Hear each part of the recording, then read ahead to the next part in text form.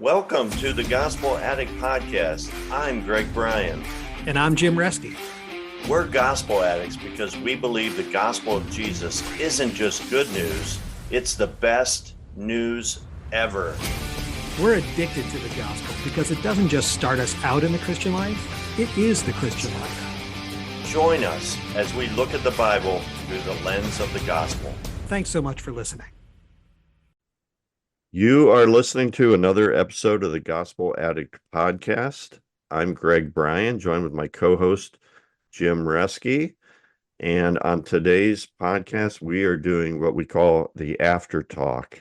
And this is where both of us teach at this men's Bible study. We love it. It's fantastic. And we publish those as episodes on our podcast. But then we like to kind of do a debrief on those talks. And so, Jim, you just recently taught on the end of the book of 1 Corinthians, starting in the love chapter, verse 13. That's right. So what do you think? How are you feeling about that? Well, yeah, I feel pretty good. I'm so glad to do the after talk, though. It's kind of my favorite thing about our podcast, because there's probably like 4 or 5 things that either I left out because of time, couldn't really amplify, or to smack your forehead later saying, oh, I should have said that. But overall I feel pretty good about it. I think it got out most of the gist of what I really wanted to say, what I wanted to cover. By the way, let me interrupt here. I thought it was fantastic. I loved what you did. Let's talk a little bit about that, how you your intro, because when you get to 1 Corinthians 13, everybody knows that chapter. Yeah, because it's read in weddings, and it's kind of like a mushy, feel good. It's powerful scripture, right? About love. Love is patient, love is kind. Yeah, beautiful. But share your unique perspective on it. Yeah. So just to be fair, I got the start of this. I got from Tim Keller. So he had a sermon on this I heard years ago, which kind of turned my head around to the 1 Corinthians 13. And then I kind of went on Saturday, I went on a riff on that basic idea and kind of all the implications of it. And a bunch of other commentators too, to look at and kind of understand all the deep things he was saying. So I don't want to take credit for the basic idea, but the basic idea is that these are really famous words. People go to weddings and they say, here's the reading for the wedding. Love is patient. Love is kind. Never seeks its own. And never acts unbecomingly, and bears all things, hopes all things, believes all things. It's like so beautiful. It's poetry. And everyone feels really good about it. It's a heartwarming passage. And the real point in context in 1 Corinthians is that it's nothing like that at all. When it's really a horror show, is what I was trying to say. So if you didn't have a chance to listen to the talk, just to kind of reiterate that point, at this point in the book, Paul is just dropping a bomb on them, because this is the big turning point of the book. Remember, the first 12 chapters, he's talking about all the problems in that church, and there were a ton of problems. It's amazing it's even in the Bible. There are divisions. Yeah, divisions, sexual immorality. Like factions. Just problem after problem. Yeah, they had a pecking order of spirituality. They're sizing each other up. There was infighting. There's factions. My faction does this and better than your faction. And it's pretty awful. None of this stuff happens today. No. But that's why the Lord put it there, right? So it's like you could say whatever problems I have, they had that too, right? And it was trying to get a little of the history of Corinth. It was a very ambitious kind of place. It was a trading post, and people went there to make it big. And it wasn't like going to New York City. Yes, and honestly, you brought that up. I did, but it made me feel, and I did not use these words, it gives me like an affinity for the people of Corinth, because I kind of know what that feeling of, you're not there to get a life, you're there to make it. And that's what everyone in New York was like. No one is there to, you're not there because it's a great place to settle down with the kids. You're there to make it and make it big. And I was going to break out into Corinth. If I can make it there, I'll make it anywhere or something. But I wasn't sure anyone would care for that. Yeah. So let's go back to this idea about them dropping this, Paul's dropping a bomb, because literally it's so difficult, Jim, for when we read it today to get that sense. But so just again, like emphasize that point. Like when they were reading it, are you saying that they were like shocked, their jaws were dropping? I think so. And I think that's because Paul says, here's for chapters 1 through 12, all these problems you've got, especially the idea that you've set up a spiritual hierarchy, a pecking order of who's a good Christian, who's a bad Christian. I'm more spiritual than you. Um, and Paul uses that epithet. He uses the word spiritual as an epithet, like in one of the chapters. He says, you know, you people think you're so spiritual. He didn't say so. You think you're spiritual. If anyone thinks they're spiritual, you need to listen to what I'm saying.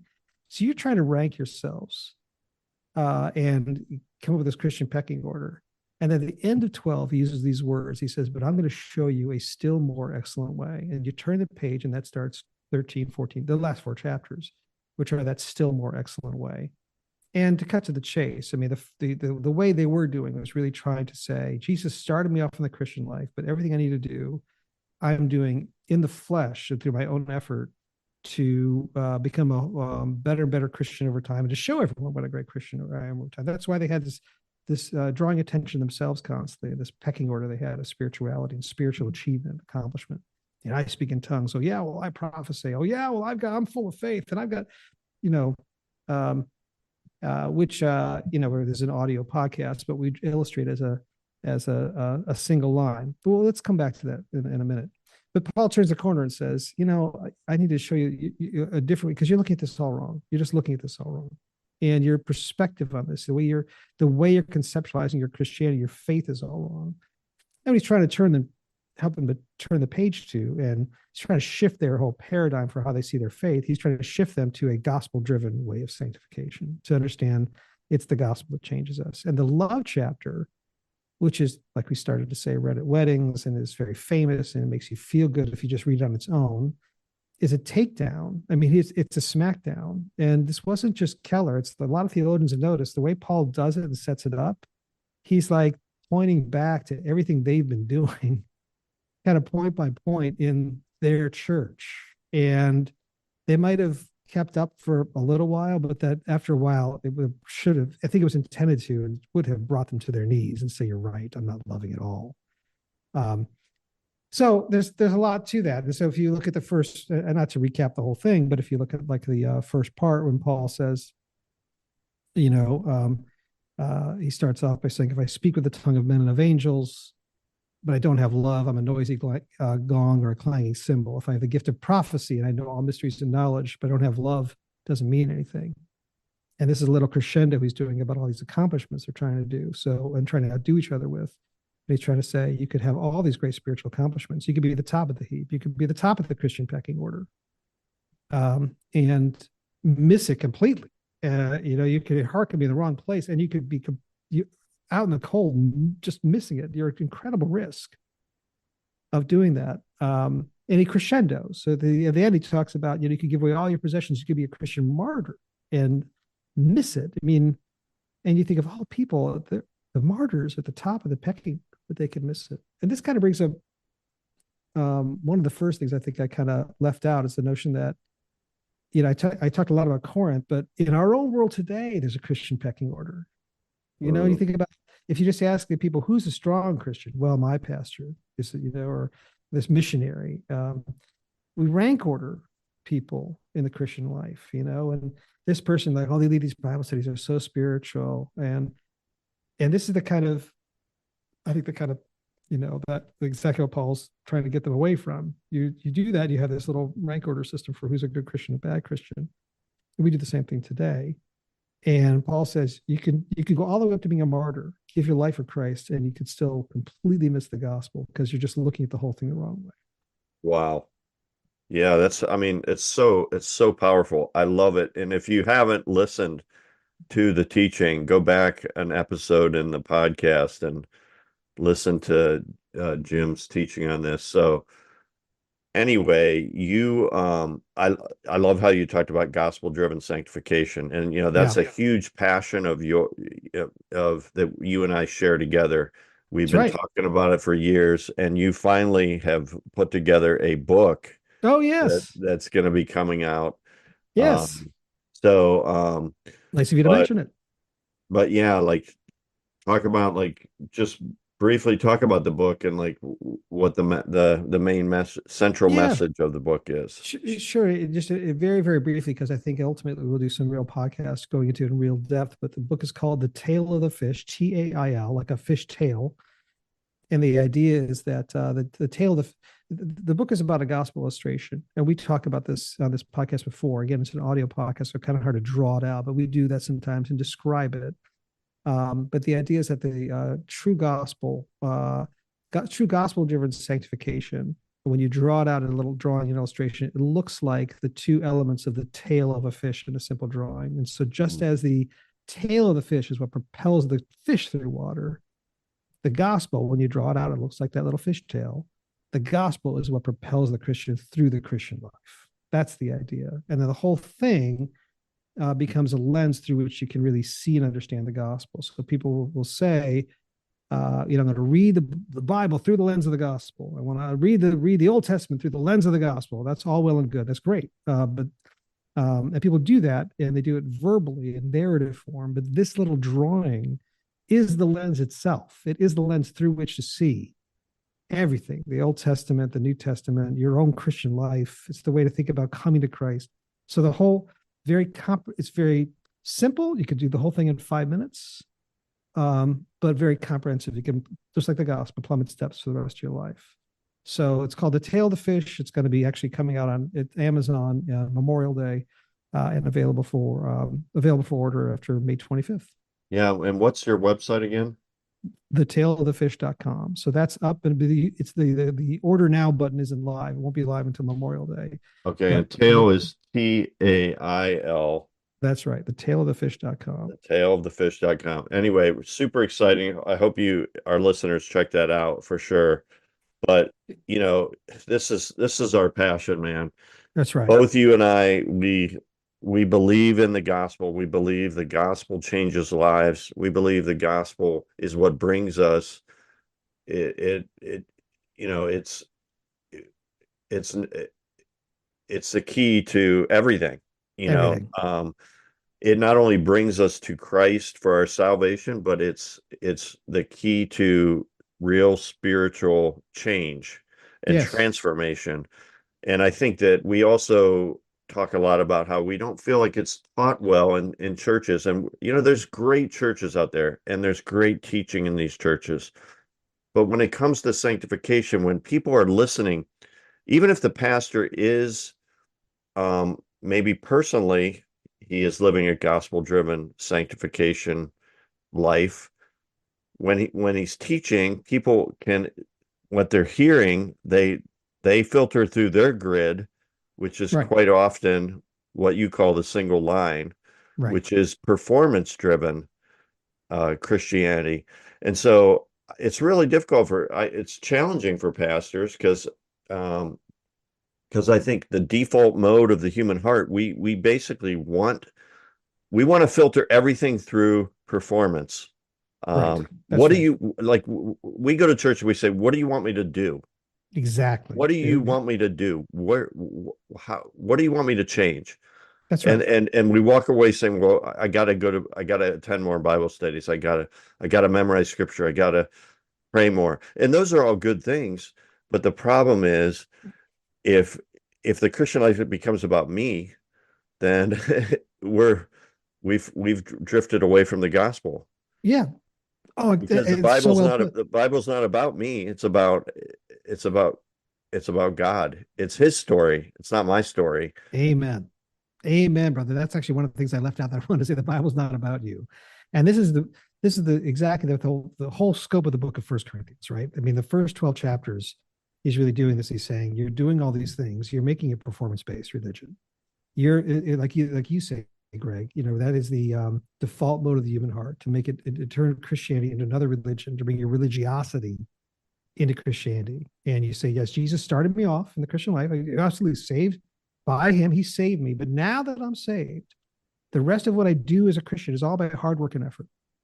And you're right. I mean, there's so many of the teachers who teach about this and might say, yeah, I believe it's all Jesus, but when it comes right down to it, at the end of every talk, there's 5 tips and tricks you've got to do to live a better Christian life. And the idea is like, and I mentioned this in the talk, but you said if you they're looking out in the audience saying, if you clowns would just put forth a little more effort, you could be good Christians. And so, And so the whole, part of the reason we're so passionate about this is because we know, because we've experienced it, right?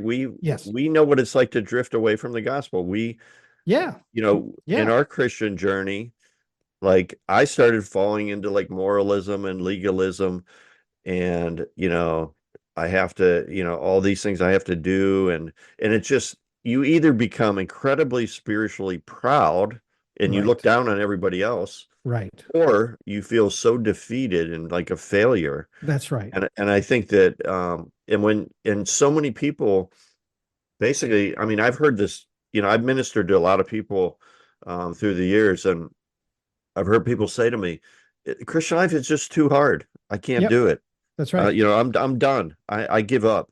Well, And the thing yeah, is, it is too hard. It's impossible it's because impossible. it's not driven, it's not based on you and your performance. The only way that we can be sanctified, the only way we can truly change and be transformed is through the cross and through That's right. Christ. And so Yeah, and I hope that people check out your book and check out that illustration, because it just, it pictures it so well. yeah. You could use lots and lots of words to talk about it. You don't need the illustration. You can listen to 1,000 Tim Keller sermons. You'll get it eventually. But the illustration is so crisp and clear. It just gives you two in a few minutes. But yeah, Greg, I'd look to echo what you're saying. Like you too, I was at a point. My wife and I both were thinking, okay, we still believe in Christianity. We just won't recommend it. It's way too hard. But It's like yeah, it's nuts. as And soon as you say you can't recommend it, I mean, yeah, you're in trouble, right? right, exactly. And that's why I keep going back to Because that. it's like the best news ever. I mean, the It's gospel supposed to itself is, be. it's supposed to be, but if you try to live your life in your own flesh, like, Right. oh man, it is just, and Yeah. I honestly think it's one of the biggest issues, especially in American Christianity. Right. And part of that Yeah. has to do with, where we live in such a comfortable place where we don't experience persecution and stuff like that, that really causes you to depend on God, um, you know, for everything. Because uh yeah, anyway, Yeah. what No, look, this is why I always fall back on that. It's a simple idea, but I think even without seeing the drawing visually, you could say the scale of 1 to 10. So if you think about ranking, because I've had literally this experience being in Christian groups, people say, rank your Christian performance on a scale of 1 to 10. A number of times. This is like a common tool. So you can do a self-evaluation. How are you doing as a Christian? And so you're right. So you were saying a second ago, saying even if it works, and I'm pedaling faster than everybody, and I'm an 8 out of 10 or an 8.5, it builds spiritual pride. I look down my nose at the 2s and 3s, and if I'm a 2 and 3, and I say, if I'm going to do a real assessment, I'm a 2, or I feel awful, and I get discouraged, and the whole thing is exhausting. And then people and outsiders say, why would I want to do that? You guys are like, this is what it is. It's a call yeah, to a never-ending slog up the mountain of trying to be a good person. Forget that. That's yeah, not inviting or attractive. I don't want. Why would I want that? absolutely. So And that's what makes Corinthians so yes, relevant, because that's exactly what was happening in their church, right. in the And you church. don't. Yeah. And so Comparison. I was yes. baptized by Paul. I was baptized by Yep. Apollos. I got bragging rights. I was Oh baptized. my Right. gosh. Exactly. I mean, it's so disheartening. Yes. And you can see why non-Christians are like, I don't want to be a Christian. Yeah. They If don't this is petty what Christian, infighting. if this is the offer, like, Yeah. I don't want that. Yeah. Forget it. Just you keep it to yourself. Yeah, so Paul knows if I say you need to be more loving, they'll just take that on as one more thing they got to do, and they'll say, yeah, I'll achieve that as well. And so when he says you don't, I'm not telling you just need to be loving. You need a complete wholesale paradigm shift. You're looking at this the wrong way. You've got to shift from the way you're seeing your Christianity, which is achievement based. That you're right now you're thinking Jesus started me off with the Christian life, gospel, you know, grace based justification, but you are thinking that everything else you do is building you climbing up a ladder towards works based sanctification. It sounds kind of technical, but it just means like a performance based view of your Christian life, that you feel like as I do these things, I'm ranking myself on, I become a 7, then I become an 8, I become a 9, and you're seeing that's how you're seeing your Christian life, and you're looking at it all wrong. You need to turn the page, not just do more, be more loving. Take you take your prophecy and do it in a loving way. Take your gifts and use them in a loving way. That they would hear that if he just said that, they would have heard that say, "Oh, great, I'm a 7.5, and you're telling me if I do the right thing, if I do it lovingly, I could be an 8.5. I could move up." It's Yeah. like, no, no, no, no. You need to shift your whole way of looking at your Christianity needs to shift. And that's the shift we talk about in the book. You and I talked about here of moving from works-based sanctification to grace-based sanctification, gospel-driven sanctification. In the book, we call it going from single line justification on a simple drawing to the fishtail, to the double lines. In other words, it's not going from being a 2 to an 8 on a 1 to 10 scale. It's realizing I am a 0 and a 10 at the same time. In my flesh, in my works, a complete 0. In God's eyes, a complete 10 at the same time, simultaneously. So that's why the love chapter is such a takedown, because he says, okay, let's talk about this. First, that first section that we talked about a second ago is meant to strike terror to their hearts, saying you could be the best, you could be the top, you could be what you think is a 10 out of 10, a martyr, Yeah. and miss it. They would have said, what? Am I, you're kidding. That's the top, that's the pinnacle. How could you be a martyr and miss it? So it's meant to strike fear in their hearts. So they're open to the next paragraph, which says, let's go through what love really is. And the part I left out, Greg, that I wish I could have done, is every standard in the Bible is like this. It's not just love. Every time God says All the 10 commandments. Everything he wants, everything. Be generous. Let me tell you what generosity really means. You want to talk about generosity? Let's talk about what generosity really is. And you realize you might think your generosity is like nothing. And what real generosity is Jesus left his Father's throne above. Let me talk about somebody who had everything and gave it all away for you. You want to talk about the standard of achieving, naming the truthfulness, whatever it is, you think it's not just love. Every one of them, the standard for that, you think it's achievable, like it's something you can do. It's a little hill you can climb. Let me tell you, it's like Mount Everest. It's beyond that. It's like like we talked about sometimes. It's not just like jumping from 2 feet in the air, 3 feet in the air. It's like jumping to the moon.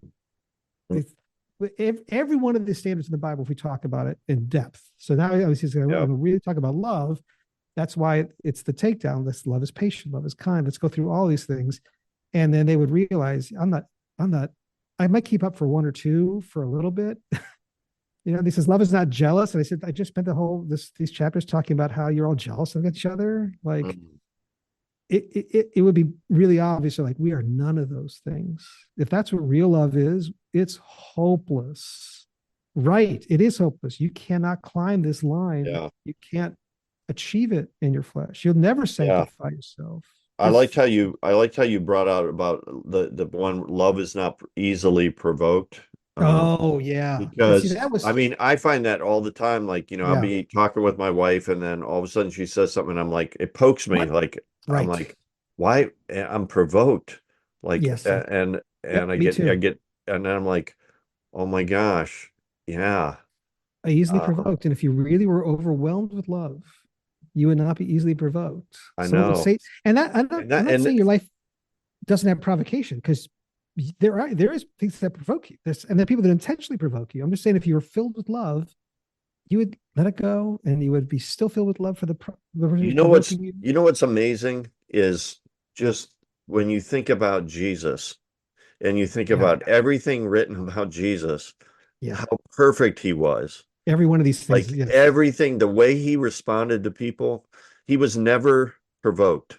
That's right. Like, he handled like all these going deeper into these aspects of love. Yeah. He was like the most beautiful person. The way he was, anytime he was confronted or misunderstood, wrongly criticized, the way he responds is, and that's why he's the key to the Christian life. And the whole point is, and I tried to lay this out in the talk, is you're very active in the Christian life in drawing your heart back to Jesus and what he did. And that's going to overwhelm you when you realize his holy standard for whatever else I'm supposed to be doing is so much higher than I think it is. That this holiness is way greater than I thought. That means my flesh is so much worse than I thought. The gap is way wider than I thought it was. And yet he filled that for me. And then my heart's going to respond in real love. And I'm going to, then I can go through things and be provoked. You know, Greg, I was talking before about Keller starting it off, and then I looked at some commentaries. But a couple weeks ago, I think we posted this as a podcast. I went through like Christian meditation techniques. Yes. Remember that, like the Yeah. Lutheran way, the Catholic way, Yeah. and the Navigator way. I use that on this before I give the talk. And one of those techniques is read the whole thing and then slowly, like real slow. What's the word? Like divine reading that Luther called it. Just like really carefully. And what verse leaps off the page to you? What's the Holy Spirit speaking to you? That was the one. Love is not provoked. It's like, and I was meditating that, thinking about that. Like, wow, it's not like love doesn't provoke others. It's not, because then it would be a command to follow. Like, when I'm provoked, what would it look like to really respond in love when you really are provoked? They Right. thrust a crown of thorns. And then I realized only Jesus. They thrust a crown of thorns on his head. Yeah. He wasn't provoked. Right. They're spitting in his face. They're provoking him. It's not like they're not provoked. They are. Yeah. They're hitting him. Right. Prophesy to who hit you. Right. They're taunting. They're purposely provoking. And then I realized, oh my gosh, I'm so far from that standard. My God. And he loved me. Why would And he love and you basically end up saying, Lord, save me. Lord save. I know exactly. I'm And I love that because that's a prayer. That's a prayer that you say when you first become a Christian. right. But it's also a prayer that you should often pray as a Christian. And that's why save me from myself. Yes. And I can't believe you saved me. This is how we always read Galatians 2:20. You know, I'm crucified with Christ. You know, who loved. I'm crucified with Christ. Me. Who loved me? Why would he love me? I can't believe he loved me. And it makes your heart melt. That he changed from the inside. And that's why the Corinthians need to go from like performance-based Christianity, which is what they did for the first 12 chapters. He's doing that, readdressing those things. A still more excellent way. Turn the page. You need to change to gospel-driven Christianity, gospel-driven, and get Jesus right. Get the love of Jesus here. And that's why I want to go to 2 Corinthians. The love of Christ controls us. That verse about. I love that verse. Christ. Yeah, I know. I meditated on that verse for many, many years, and I was like, "Is it my love for Christ, or is it His love for me?" What do you think? Oh no, I know it's His love for me. Right. It can't be my love for Christ, because my love for Christ is imperfect. Right. And but I remember like reading that as I meditate on that verse, I'd be like, for Christ's love compels us, or there's the versions say it differently. And one version kind of makes it seem like it's our love for Christ. Oh, wow. But I hope not. Oh my gosh, it has to be the other way. It has to be. It can only be. That's who loved me. Who loved me. He's the one who loved me. Yeah. Right? When we were unlovable, when I was unlovable. And no reason why he would. I love that. He did. Yeah. So, hey, what was there anything else that you wish you would have? There are a few odds and ends. Yeah, let me just get a few odds and ends. And that, since we're talking about it, that idea, the love of Christ controls us. I started talking about how it's an odd verse because it's not the sovereignty of Christ controls us; it's the love of Christ controls us. Yeah. And one point, is that I think in general, there's a lot of aspects of God that if you emphasize any one of them over the others, you end up going into error. So if you end up emphasizing God's sovereignty too much, you end up getting into error. But if you emphasize the love of God too much, you get into error. God is sovereign, He's loving. There's just multiple aspects to God. That's why if I think of God, Jesus is my buddy, I'll get into error. If I only think of Him as my king, then I'll just get into error. If I think of it as just my, anyway, so there's just multiple aspects to it. I thought, and that's one, maybe, is theologically picky and kind of point to kind of make, but I left it out of the talk. But since we're doing the after talk, I wanted to mention it here. And I thought, it's easy. It's actually easier, more comfortable to do extremes, to see things only through one lens. If I say, well, it's all about God's sovereignty. Every time I think of an issue, it's just God's controlling everything. Mm-hmm. You'll end up, getting error because there's lots of verses that talk about how you have to make good choices. And if you say, well, God loves everybody, doesn't matter what you do, everybody goes to heaven. Well, you're going to end up in error there too. Right. Because so anyway, that's a little bit of a sidetrack, and probably good that I left it out of the talk. Um, there's one other thing I mentioned because at the beginning I talked about tips for living, an idea that people read the word. And again, this came out of I didn't read this somewhere else in my meditation on this notion that I read the word in an affirming way, and I feel good about myself, and I do self-evaluation. That's how I kind of started the talk. And this, and then this helps if you have the visual in front of you. But when you have the single line, you're thinking about this approach to Christianity that's like works-based and performance-based sanctification. It almost always has to devolve into tips and tricks, because, and I know that we talked about this before, Greg, like, lots of Bible studies, you just start sharing tips, because you think about it. If I think that Christianity is performance-based and I've got to work from being a 2 or 3 to a 6 or 7 to an 8 or 9, I've got to do it. I can't think of love as an unclimbable mountain. I've got to dumb it down and bring it down to something that I can achieve. Yes. I've got to, every standard I got. Here's how you love more. Here's 3 steps. 3 steps to loving more. Yeah. Just a little tip from me to you. And you know what I do, Greg, is I try to smile every day. And here's a little tip. You know what you do? Here's memorize this verse. Yes. But that's the way you're going to do it, because what you're trying to do is make the standard a reasonably achievable standard. He wouldn't have love be astronomically high so that I couldn't. That's ridiculous. No one could do that. Yeah.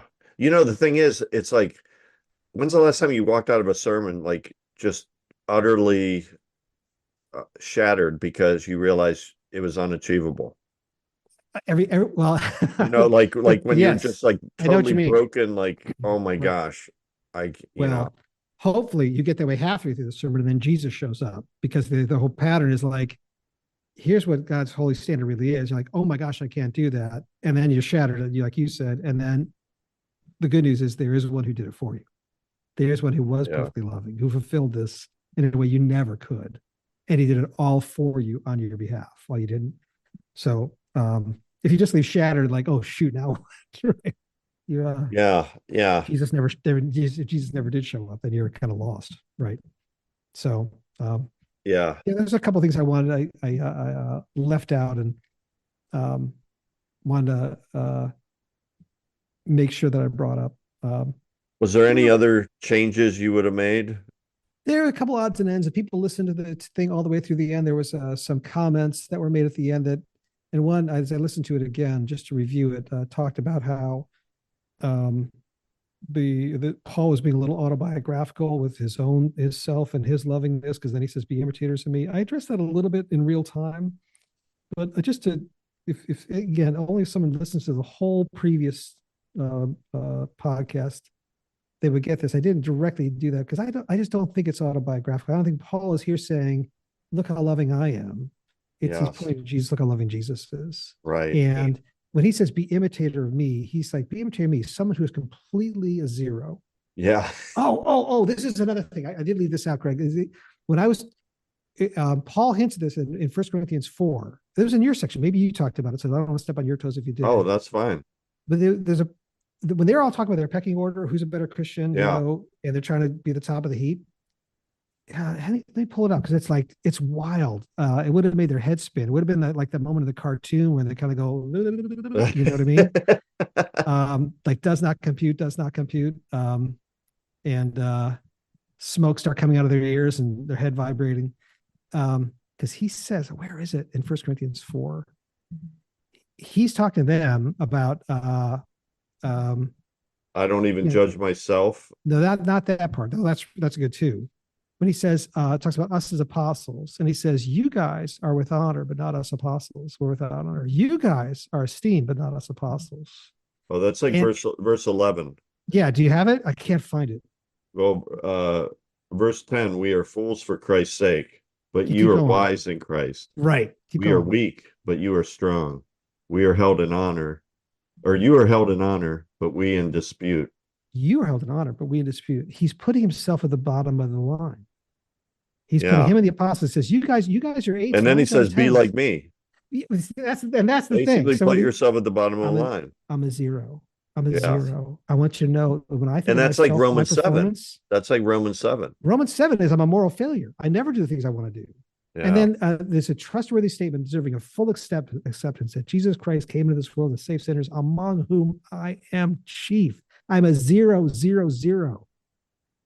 I mean, and so when he says, be an imitator of me, he says, well, be an imitator of me because only the love of Christ controls me. The gospels would save me. Jesus saved a sinner like me. Be an imitator of me and put your trust completely in him for your standing before God, not in your spiritual performance. Turn the page, change your paradigm. Get away from this works-based sanctification, and open your eyes and see it the right way, which is gospel-driven sanctification. Thanks for listening to this episode of the Gospel Addict Podcast. Feel free to contact us via email at gospeladdictpodcast@gmail.com. Stay tuned for our next episode, and remember, on your worst days, you're never beyond the reach of God's grace. And on your best days, you're never beyond the need of God's grace. See you next time.